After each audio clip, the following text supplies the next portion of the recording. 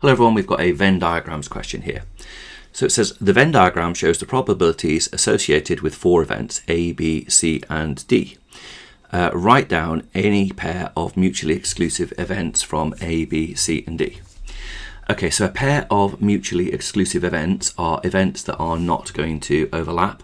So we could say that A and C are mutually exclusive because they don't overlap. We could say that B and D are mutually exclusive, or we could say that D and C are mutually exclusive. So any one of those kind of three pairings would be fine for question 1, part A. Part B. Given that the probability of B is equal to 0.4, find the probability of P. So we're just going to have, for that one, that's nice and straightforward. That's just going to be 0.4 minus 0.24 minus 0.07. Okay, so and when we work that out, that turns out to be 0.09. So 0.09 is what P is. So P equals 0.09. Okay, that's part B. Now, given that also that A and B are independent, find the value of Q. Now remember, the condition for independence is, so if A and B are independent, that means that the probability of A intersection B is equal to the probability of A times by the probability of B. That would be our condition for independence, okay?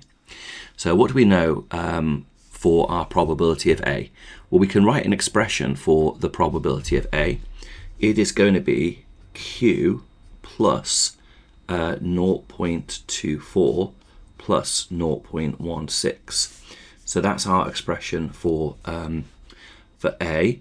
And then B is going to be 0.24.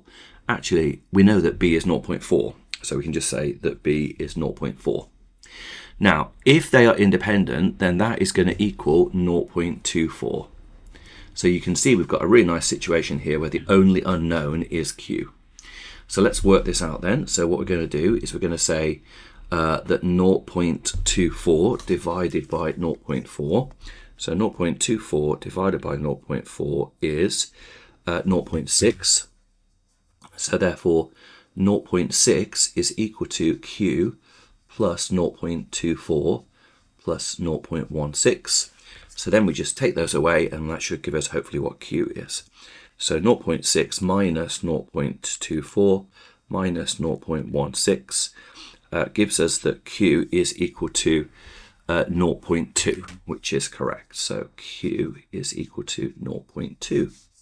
So that's how we've used, so we found that P is 0.09 and we found that Q is 0.2. Okay, good.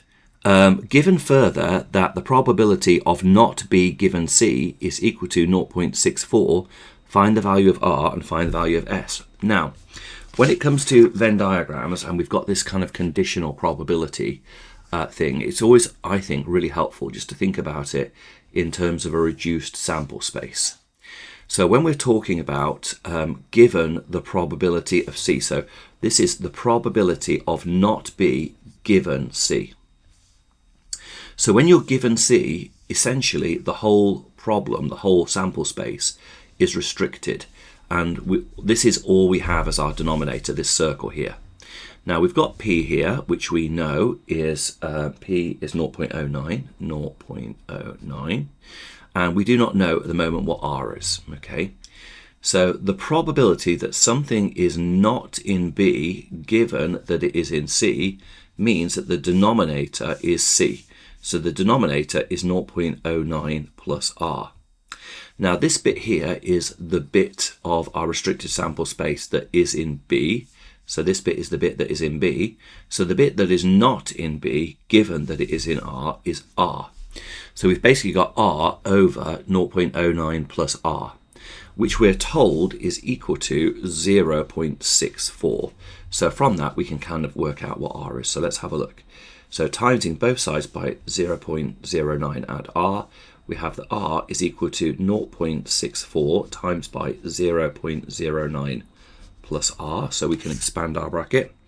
So let's do that. So we're going to do 0.64 times by 0.09 gives us rather small 0.0 𝗴𝗃𝗃𝗃𝗃𝗃𝗃𝗃 plus 0.64r is equal to r.